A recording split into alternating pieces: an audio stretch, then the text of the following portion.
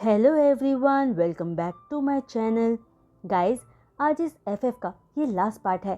Thank you मुझे और इस एफएफ को इतना सपोर्ट करने के लिए।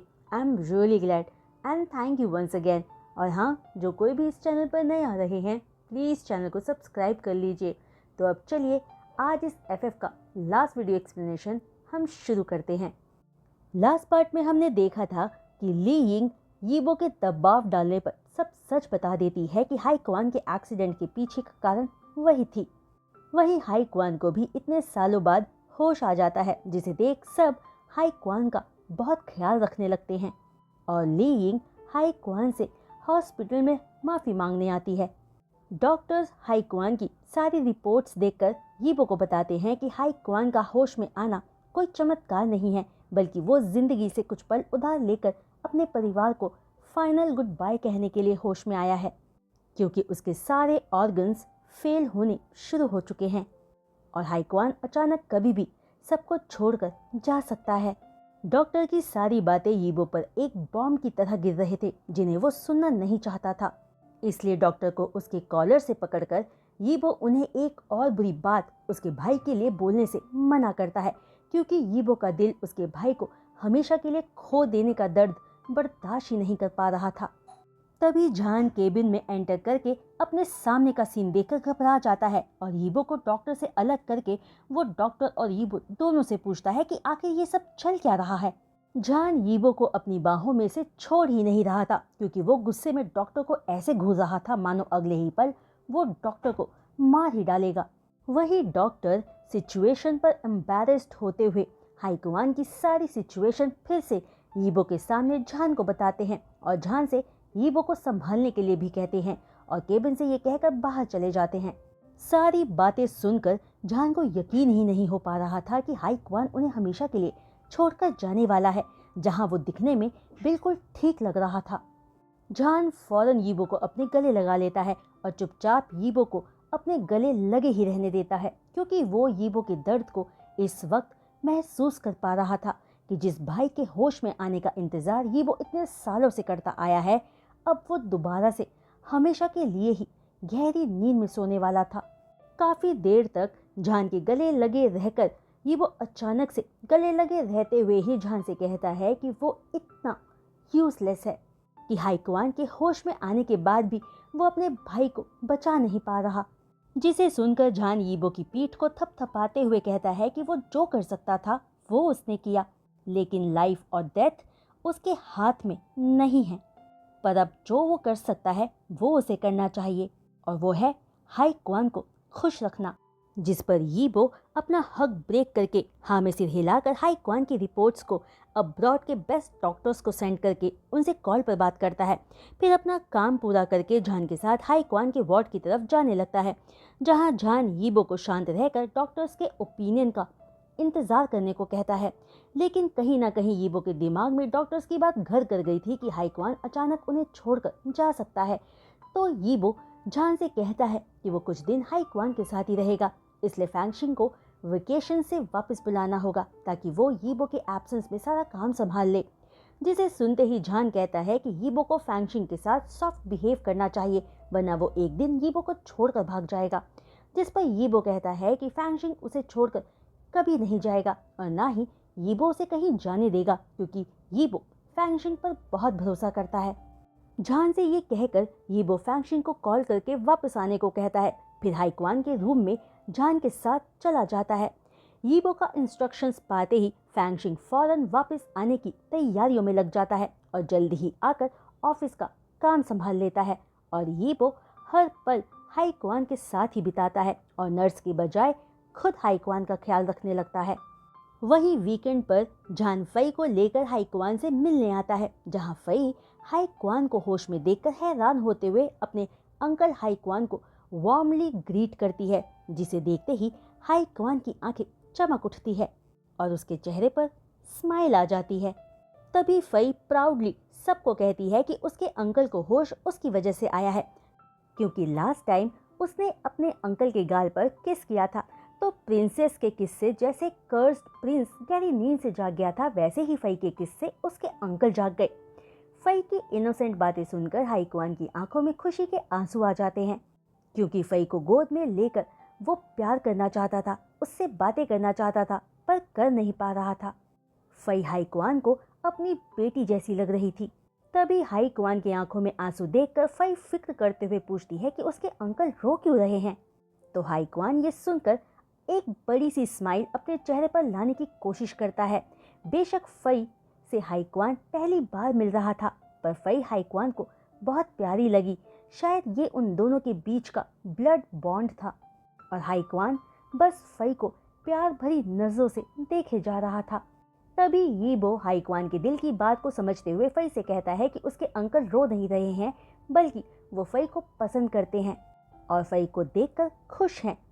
जिसे सुनकर फई भी बहुत खुशी से कहती है कि वो भी अपने अंकल हाईक्वान को पसंद करती है। फिर यीबो की हेल्प से हाईक्वान के गाल पर फई किस कर देती है। फई की किस की वजह से हाईक्वान के आंखों में खुशी सब साफ देख पा रहे थे, और बहुत कोशिश करके टूटी आवाज में हाईक्वान फई को ब्यूटीफुल प्रिंसेस कहता है। फई की वजह से वो कमरा पूरी तरह से हंसी और शोरगुल से भर गया था। इवनिंग में जान और फई यीबो और हाईक्वान के साथ डिनर करके वापस घर आ जाते हैं। फई तो हाईक्वान के पास से आना ही नहीं चाहती थी, पर फिर हाईक्वान से दोबारा मिलने आने का कहकर फई फाइनली जान के साथ वापस आती है। अपनी इस लाइफ में अपने छोटे भाई की बेटी को देखकर और ये जानकर कि हाईक्वान की कितनी प्यारी नीस है, हाईक्वान बहुत ही ज्यादा खुश और सेटिस्फाइड था। डिनर के बाद हाईक्वान के सोते ही यीबो अपने लैपटॉप पर डॉक्टर्स के रिस्पॉन्सेस चेक करने लगता है, जिन्होंने सेम ही जवाब दिए थे, लेकिन इनडायरेक्ट वे में कि हाईक्वान के बचने की उम्मीद ना के बराबर ही है। यीबो ईमेल्स पढ़ने के बाद लैपटॉप बंद करके काउच पर अपना सिर रखकर दुखी मन से सोचता है कि क्या सच में हाईक्वान के बचने का कोई चांस नहीं है। गॉड इतना क्रूअल कैसे हो सकता है। यीबो हॉस्पिटल में हाईक्वान के साथ पूरा एक हफ्ता बिताता है, जहां हाईक्वान से मिलने सबसे ज्यादा जान, फैंगशिंग और चिरैन ही आए थे। जहां चिरैन को हाईक्वान के हेल्थ कंडीशन के बारे में पता नहीं था, और वो यही सोच रहा था कि जल्दी ही उसका बेटा ठीक हो जाएगा। वहीं यी हान भी हाईक्वान से मिलने आती है, जिसे देख यीबो को बहुत अच्छा लगता है कि यी हान आज भी हाईक्वान की कितनी परवाह करती है।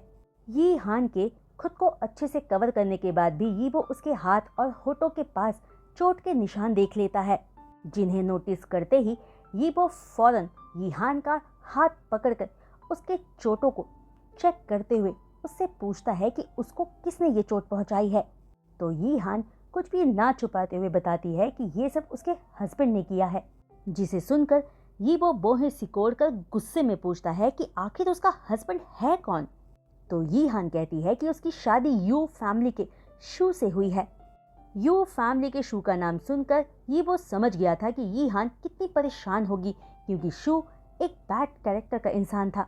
जिसे सोचते हुए यीबो पूछता है कि क्या यी हान खुश है।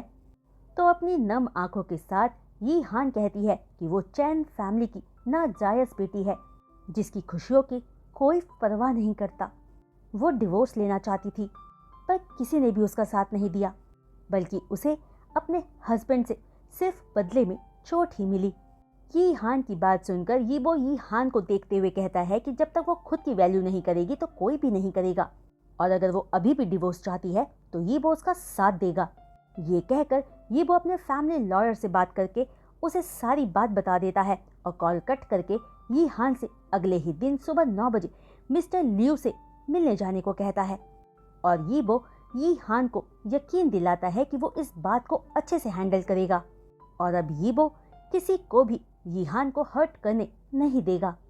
यीबो की बात सुनकर यी हान ग्रैटिट्यूड के साथ नम आंखों लिए यीबो को उसकी हेल्प करने के लिए थैंक यू कहती है। पर यीबो कहता है कि थैंक्स तो उसे यी हान को कहना चाहिए हाईक्वान से मिलने आने के लिए, क्योंकि उसे देखकर हाईक्वान बहुत खुश था। यीबो की बात पर स्माइल करके यी हान पूछती है कि क्या यीबो उस इंसान का पता लगा पाया। तो यीबो ये समझते हुए कि यी हान किसकी बात पूछ रही है, फौरन कहता है कि हाईक्वान ने होश में आकर बताया कि वो बिल्डिंग से अपना बैलेंस खोने की वजह से गिर गया था, और साथ ही वो नहीं चाहता कि अतीत को खोजा जाए। यीबो जानबूझकर सच छुपाता है, क्योंकि वांग फैमिली का राज सिर्फ उन तक ही रहना चाहिए और यीबो बहुत अच्छे से जानता था कि किसको क्या बताना है। देखते ही देखते आज सैटरडे आ गया था, तो जान फई को लेकर यीबो और हाइक्वान के लिए ब्रेकफास्ट लेकर हॉस्पिटल आता है, जहां फई को देखकर हाइक्वान की आंखें चमक उठती है और फई भी हाइक्वान अंकल कहकर हाइक्वान के गले लग जाती है। तभी यीबो बाथरूम से बाहर आकर जान को बैक हग करके उसके शोल्डर पर अपना चिन रखकर फई को देखते हुए कहता है कि जब से फई को उसके हाइक्वान अंकल मिले हैं वो अपने डैड को भूल ही गई है। जिसे सुनकर फई स्माइल करती है और जान यीबो को टीज करते हुए पूछता है कि क्या अब वो हाइक्वान से भी जेलस है। जिसे सुनकर स्माइल के साथ यीबो ना में सिर हिलाते हुए कहता है कि वो बहुत खुश है। फिर सारे मिलकर खुशी से एक दूसरे के साथ ब्रेकफास्ट करते हैं, जिसके बाद सब हाइक्वान को हॉस्पिटल के गार्डन में घुमाने का प्लान करते हैं, जहां यीबो हाइक्वान को रेडी करता है और जान व्हील चेयर लेकर आता है। तभी फई को अपने पास बुलाने के लिए हाइक्वान टूटी आवाज में फई का नाम लेता है, जिसे सुनकर यीबो, जान और फई तीनों बहुत खुश होते हैं और फई जान का हाथ थामे हाइक्वान के साथ साथ चलती है। हॉस्पिटल का गार्डन बहुत बड़ा था, जहां एक आर्टिफिशियल लेक भी बना हुआ था, जिसमें बहुत सारे कलर्स के कोई बर्ड्स भी थे। लेक के चारों ओर काफी सारे फूल थे जो लेक एरिया को महका रहे थे। यीबो, जान, फई और हाइक्वान लेक के पास बैठकर फूलों की खुशबू में ठंड की धूप को एंजॉय करने लगते हैं। तभी एक ठंडी हवा के झोंके को महसूस करते ही यीबो सबको अंदर चलने को कहता है, पर हाइक्वान अपना सिर ना में हिलाकर सिर्फ एक शब्द नहीं कहता है, क्योंकि हाइक्वान वहां और थोड़ी देर बैठना चाहता था। यीबो हाइक्वान के ना को सुनकर वहीं पास के बेंच पर हाइक्वान के पास ही बैठ जाता है और हाइक्वान से कंसर्न टोन में पूछता है कि कहीं उसे ठंड तो नहीं लग रही। तो हाइक्वान बोलने की कोशिश करते हुए कहता है नहीं, वो यहाँ बैठना चाहता है। जिसे सुनकर यीबो ओके कहता है।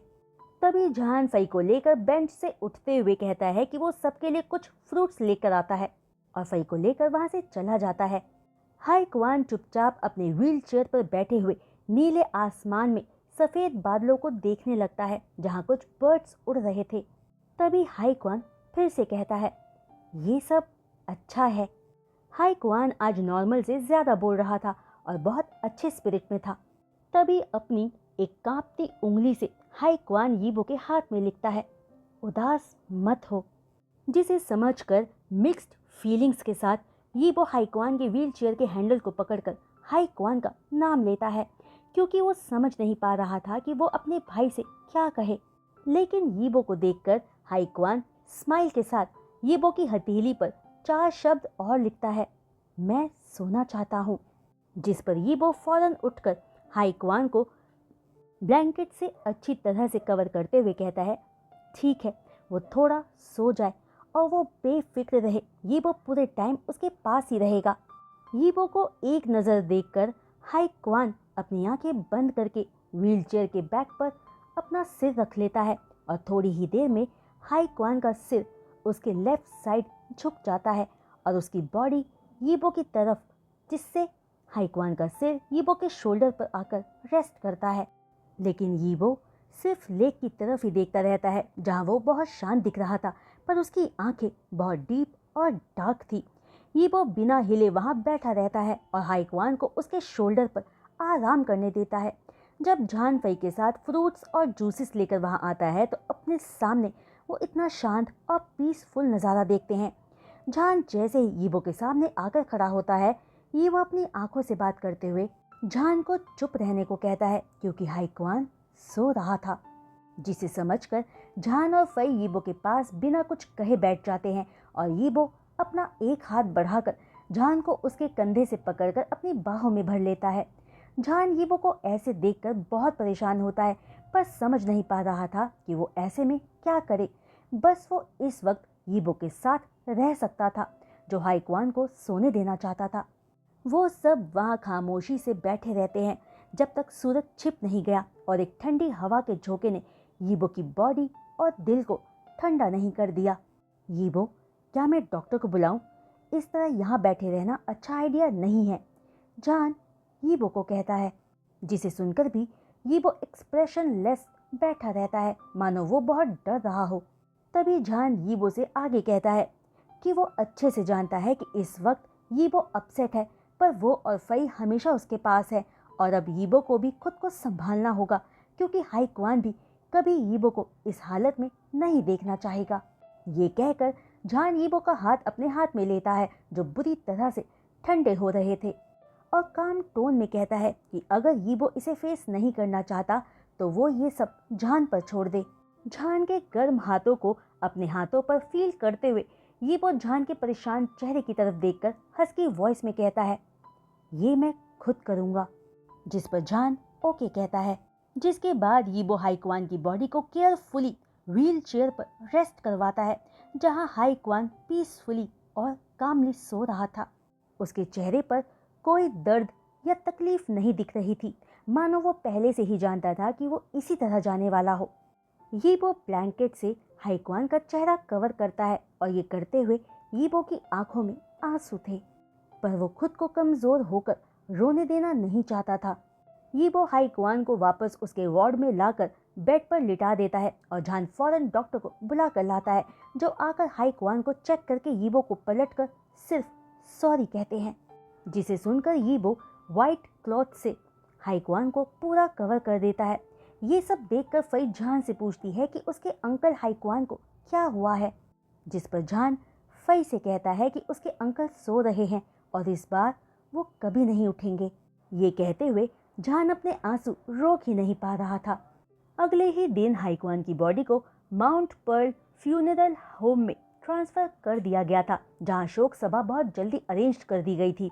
पूरा हॉल व्हाइट रोजेस से सजाया गया था, जहां हॉल के बीच में हाई क्वान की क्रीम सूट में एक बड़ी स्माइलिंग फोटो रखी गई थी। हाई क्वान की डेथ का सुनकर चिरैन तो बेहोश ही हो गया था, पर लकीली उसे संभालने के लिए ली यिंग और जिंगई उनके पास थे। वहीं यीबो हाई क्वान की डेथ को वैसे ही कामली हैंडल कर रहा था जैसे उसने जान के ग्रैंडपा के डेथ को हैंडल किया था। फ्यूनरल हॉल को 2 दिनों तक 2 से 5 बजे तक सबके विजिट के लिए ओपन रखा गया था और तीसरे दिन हाई क्वान को उनके फैमिली सेमेट्री में जमीन के नीचे सुलाना था। वोंग फैमिली की सेमेट्री एक बहुत ही शानदार जगह पर बनी थी, जिसके सामने नदी बहती थी और बैक साइड पर ऊंचे ऊंचे पहाड़ थे। वो जगह भी एक फेयरी लैंड से कम नहीं थी। तीसरे दिन हाई क्वान के ब्यूरियल वाले दिन तेज बारिश हो रही थी, मानो आसमान भी हाई क्वान के लिए दुखी हो। यीबो बहुत देर तक हाई क्वान की ग्रेव के सामने खड़ा रहता है और जान उसके पीछे खड़ा रहता है उसका साथ देने के लिए। वही बारिश जैसे ही बहुत तेज हो जाती है, यीबो अपना बिग ब्लैक अम्ब्रेला लेकर जान की तरफ मुड़कर उसे वहां से चलने को कहता है।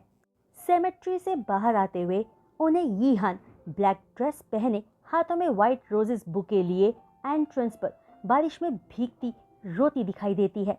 जान ये देखकर फौरन अपना अम्ब्रेला लिए यीहान के पास जाकर उसे अम्ब्रेला देते हुए कहता है कि उसे ठंड लग जाएगी, लेकिन यीहान रोते हुए यीबो को देखकर दुख में कहती है कि गार्ड्स उसे हाई क्वान से मिलने जाने ही नहीं दे रहे, जिसे सुनकर यीबो यीहान को वादा करता है कि वो सिक्योरिटी को बोल देगा कि यीहान यहाँ जब चाहे तब हाई क्वान से मिलने आ सकती है, जिसे सुनकर स्माइल करके रोते हुए ही यीहान यीबो को थैंक यू कहती है और फौरन अंदर हाई क्वान से मिलने चली जाती है।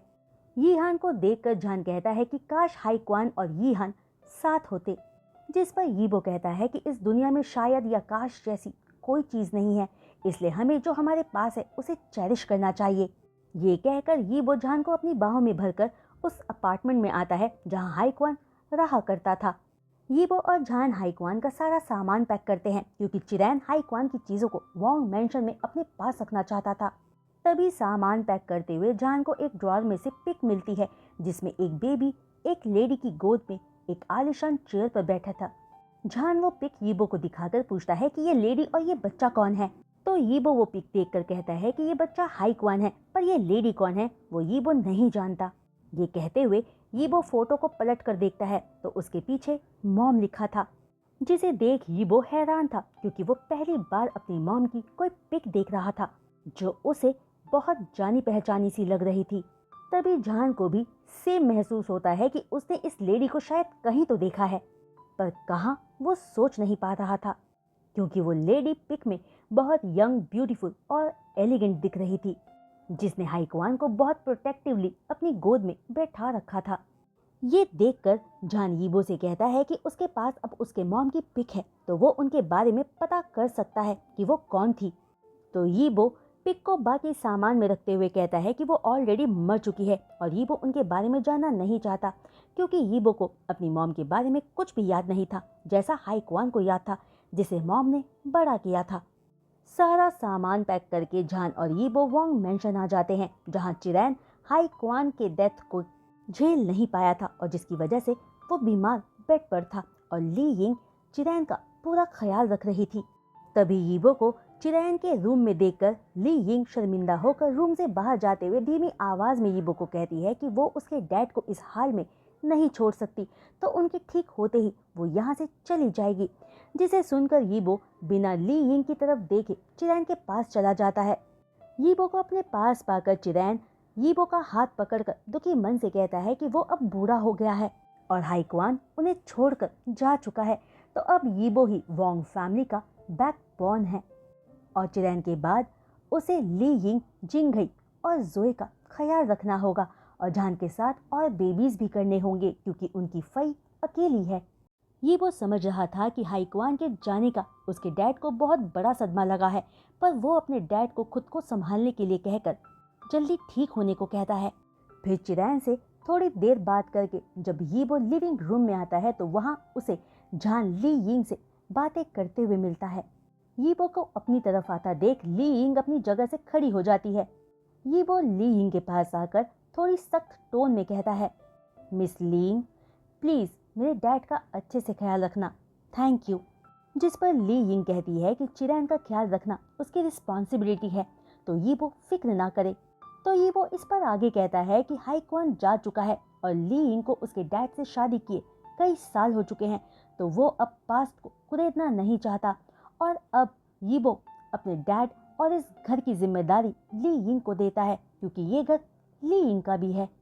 यीबो हाईक्वान की बात को मानते हुए पुरानी बातों को सामने नहीं लाना चाहता था, और अगर ली यिंग वोंग मैंशन से चली भी गई तो अब कुछ बदलने नहीं वाला था। वहीं यीबो ने इतने सालों में देखा था कि ली यिंग सच में उसके डैड का दिल से ख्याल रखती थी, जो सिर्फ पैसों के लिए वोंग फैमिली में नहीं थी।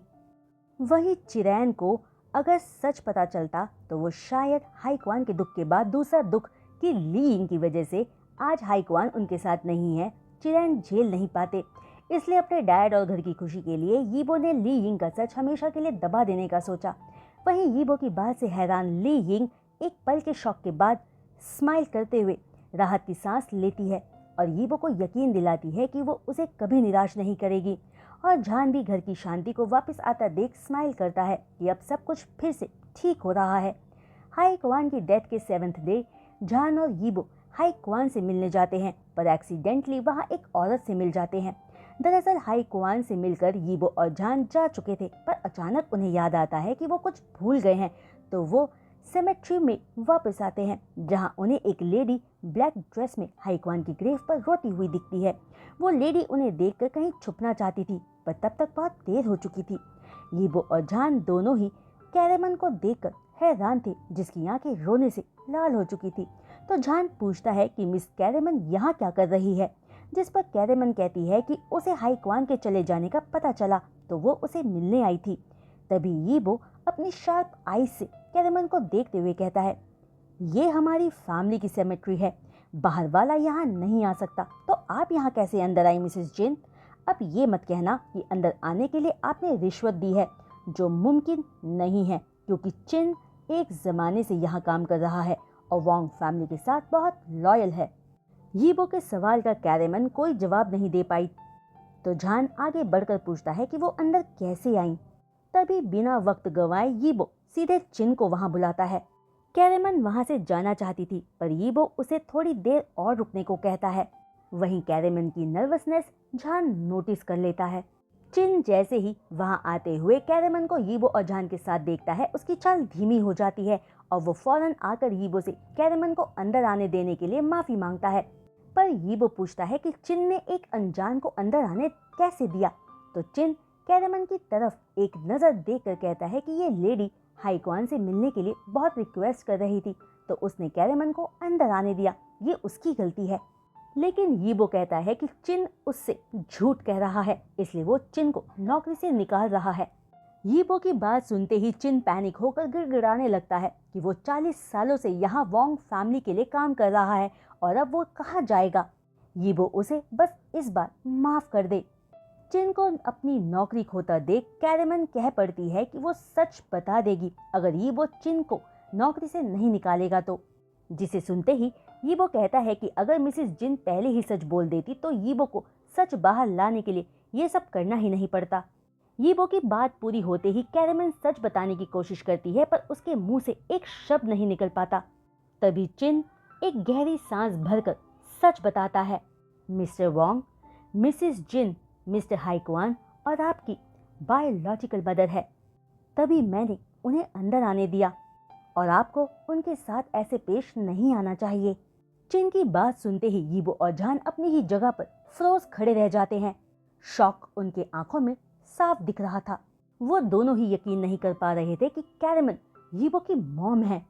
तभी तो उन्हें फोटो वाली लेडी इतनी जानी पहचानी लग रही थी। तभी अपने शौक से बाहर निकलकर यीबो सरकास्टिक टोन में कहता है, ऐसा कैसे हो सकता है? मेरे डैड ने कहा था मेरी मॉम मर चुकी है और अब चिन ये कह रहा है कि वो जिंदा है और जिन फैमिली का हिस्सा बनकर चोंगचिंग में रह रही थी। तभी यीबो कैरेमन की तरफ देखकर कहता है कि वो इस बात पर यकीन नहीं करता और अगर वो उनकी मॉम है भी तो अब हाईक्वान से मिलने क्यों आई है, तब क्यों नहीं आई जब वो जिंदा था। अब उसके मरने के बाद कैरेमन हाईक्वान को अपना बेटा कहने आई हैं। ऐसी मॉम को यीबो पहचानना भी नहीं चाहता और हमारी मॉम बात पहले ही मर चुकी है। ये कहते हुए यीबो की आंखें हल्की लाल हो गई थी। यीबो की तीखी बातें सुनकर कैरेमन कहती है कि यीबो उससे नफरत कर सकता है पर वो मजबूर थी। चिरैन से डिवोर्स के बाद वो दोनों को अपने साथ ले जाना चाहती थी पर वोंग फैमिली ने बच्चे नहीं दिए और शर्त भी रखी कि वो उन दोनों की लाइफ से हमेशा के लिए चली जाएगी। पर वो हमेशा उन्हें याद करती थी। जब यीबो को पहली बार चोंगचिंग में कैरेमन ने अपने सामने देखा था तो वो उसे गले लगा लेना चाहती थी पर कुछ नहीं कर पाई और ये दर्द कोई कभी नहीं समझ पाएगा। और आज भी जब यहाँ कोई नहीं था तब कैरेमन अपने बेटे से मिलने आ पाई। कैरेमन रोते हुए एक सांस में ये सब कह जाती है। फिर यीबो को देखकर आगे कहती है कि वो यीबो से उसे माफ करने को नहीं कह रही। यीबो बेशक कैरेमन को अपनी मॉम न माने पर कैरेमन यीबो को बहुत प्यार करती है और अब वो हाईक्वान से भी मिल चुकी है तो उसे जाना चाहिए। ये कहकर कैरेमन जाने के लिए मुड़ती है पर यीबो कैरेमन को रोक कर कहता है कि उसके पेरेंट्स के डिवोर्स की वजह वो नहीं जानता पर ये जरूर जानता है कि हाईक्वान आज यहाँ कैरेमन की वजह से है। माँ के प्यार की कमी के चलते उसने अपनी लाइफ बर्बाद कर ली। कैरेमन आराम से चोंगचिंग में अपनी न्यू फैमिली के साथ खुशी से रह रही थी जब उसका भाई यहाँ अपनी लाइफ बर्बाद कर रहा था। क्या कैरेमन को एक बार भी हाईक्वान की भी याद नहीं आई? इसलिए यीबो कैरेमन से नफरत करता है क्योंकि उसे सिर्फ अपनी न्यू फैमिली और अपने बेटे डेरेन की ही फिक्र रहती है।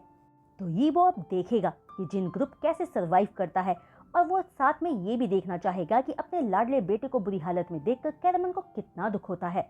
जो दुख हाईक्वान को इस तरह देखकर यीबो को हो रहा है वो दुख और दर्द यीबो कैरेमन को भी फील करवा कर रहेगा।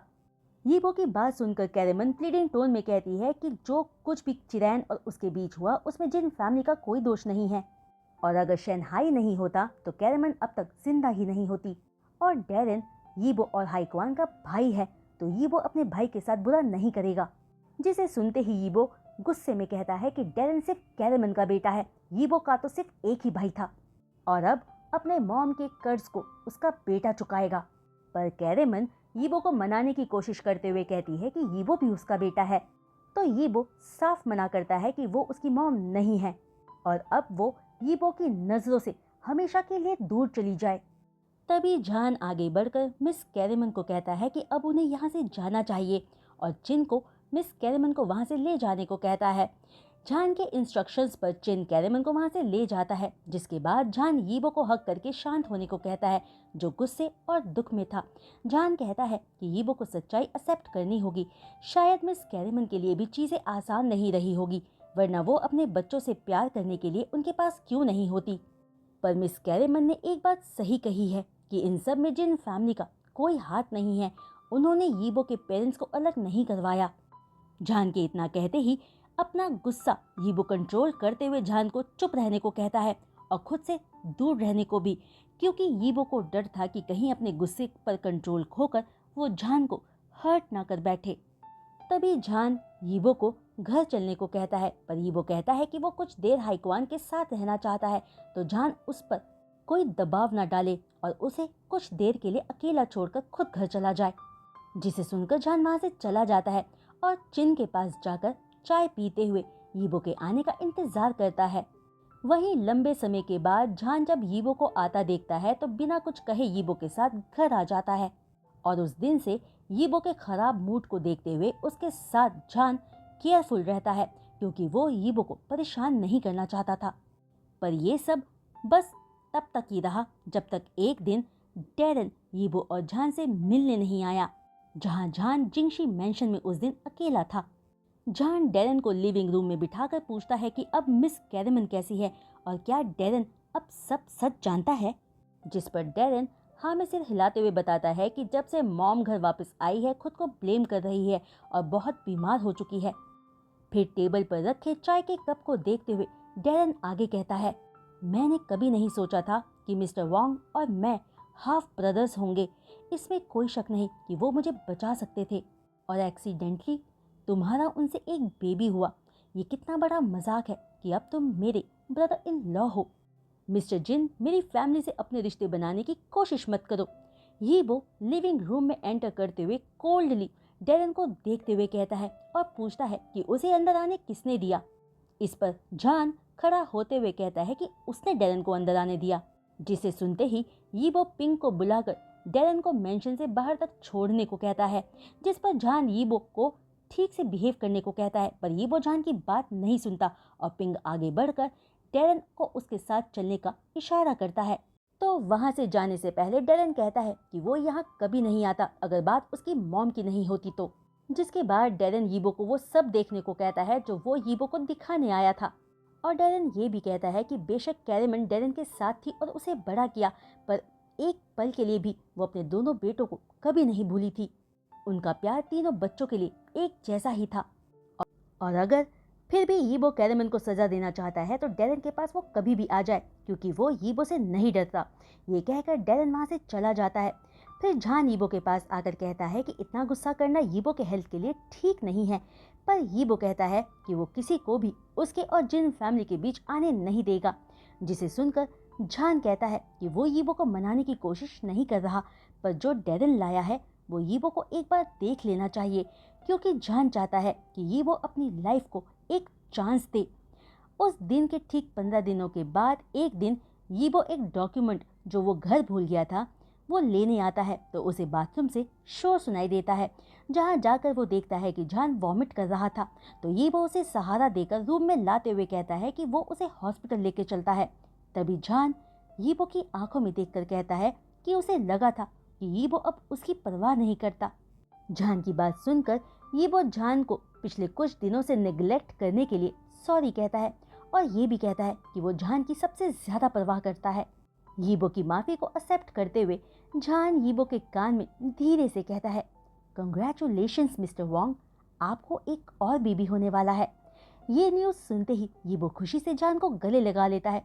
तो जान बताता है कि डॉक्टर ने कहा है कि जान की प्रेगनेंसी को 2 महीनों से ज्यादा हो चुके हैं और बेबी भी हेल्दी है। जान की बात को सुनकर यीबो जान को काउच पर बैठाकर उसके सामने अपने घुटनों पर बैठकर जान का ठीक से ख्याल ना रख पाने के लिए फिर से माफी मांगता है। तो जान कहता है कि उसे उसका वो यीबो चाहिए जो सिर्फ प्यार करना जानता हो, जो जान, फई और इस होने वाले बच्चे से प्यार करे।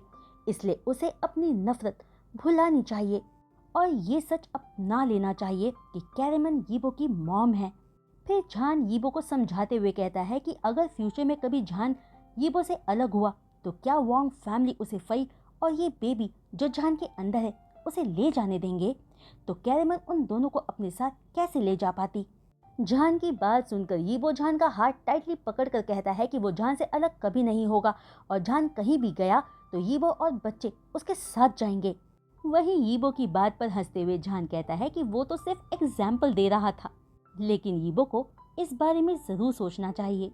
जहान की बात को समझते हुए यीबो डैरन का लाया कैरेमन की डायरी को पढ़ता है, जिसमें हर रोज कैरेमन यीबो और हाई क्वान को याद करके उनके लिए अपनी बातें लिखा करती थी, जिसे पढ़ते हुए यीबो कैरेमन का दर्द समझ पा रहा था। और उस डायरी में कुछ न्यूज़पेपर कटिंग्स भी थे जो यीबो और हाई क्वान के थे। उस डायरी को पढ़ने के बाद यीबो समझ गया था कि कैरेमन को उनसे दूर मजबूरी में रहना पड़ा, जिसे समझने के बाद यीबो कैरेमन से और नफरत नहीं कर पाया, क्योंकि वो सिर्फ बताता नहीं था पर माँ का प्यार वो भी मिस करता था। जिसके बाद यीबो ने कैरेमन को माफ कर दिया और सब पहले की तरह नॉर्मल हो गया। वहीं जहान के पूरे प्रेगनेंसी टाइम में सबने उसे बहुत पैम्पर किया। यीबो तो जहान के साथ साय की तरह रहता था। चिरैन ने अनगिनत शेफ्स जिंगशी मेंशन भेजने शुरू कर दिए ताकि जहान को हर रोज कुछ नया खाने को मिले, और ली यिंग जिंगई के साथ फई और होने वाले बेबी के लिए हर बार बहुत सारी चीजें लाया करते थे। जहान की डिलीवरी वाले दिन सब बच्चे को देखने के लिए उछले जा रहे थे, जिनमें सबसे आगे चिरैन, ग्रैंडमा शियाओ और फई थे। फैंगशिंग और ली यिंग उनके पीछे थे, और जिंगई, जिसको सबने सबसे पीछे कर दिया था, नर्स के हाथ में पकड़े अपने नेफ्यू को देखने के लिए उछले जा रहा था। सिर्फ यीबो ही था जो ऑपरेशन रूम से जान के बाहर आने का इंतजार कर रहा था। वहीं जान के बाहर आते ही यीबो जान के फोरहेड पर किस करके उसे थैंक यू कहता है और बहुत प्यार से आई लव यू भी। वहीं जान भी यीबो को आई लव यू टू कहता है और अपने पास सबको देखकर इमोशनल हो जाता है, क्योंकि जब फई हुई थी उसके पास कोई नहीं था और आज सब उसके पास थे, जिसे देख जान को बहुत वार्म फील हो रहा था। वहीं आज 2 साल के बाद जान, यीबो, फई और अपने 2 साल के आयान के साथ जिंगशी मेंशन के गार्डन में खेल रहे थे, जहां जान को अपनी बाहों में लिए यीबो जान को इतनी प्यारी फैमिली देने के लिए थैंक यू कहता है, जिस पर जान यीबो को प्यार से देखकर आई लव यू कहता है। और वो दोनों एक दूसरे की आंखों में देखते रहते हैं, क्योंकि वो जानते थे कि उन दोनों का मिलना उनकी डेस्टिनी में लिखा था, और ये उनकी डेस्टिनी ही थी जो उन दोनों को एक दूसरे के करीब लाई। यहाँ ऑथर ने एक बहुत प्यारी सी बात लिखी है कि सच्चा प्यार बहुत रेयर होता है, और बस सच्चा प्यार ही वो चीज़ है जो ज़िंदगी को सही मायने देता है। तो गाइस, इस हैप्पी एंडिंग के साथ आज ये एफएफ भी कंप्लीट होता है। आई होप आप सबको ये एफएफ पसंद आया होगा। आप सब प्लीज़ मुझे कमेंट करके बताइएगा कि आपको ये कंप्लीट एफएफ कैसा लगा। और हाँ, अगर आपको आज का ये वीडियो एक्सप्लेनेशन पसंद आया हो तो प्लीज़ अपने लाइक्स ज़रूर दीजिएगा, और जो भी चैनल पर नए आ रहे हैं चैनल को सब्सक्राइब और बेल आइकन को हिट करना बिल्कुल भी मत भूलिएगा। तो आज के लिए बस इतना ही। मैं जल्द लौटूंगी एक न्यू एफएफ स्टोरी के साथ। तब तक के लिए बाय।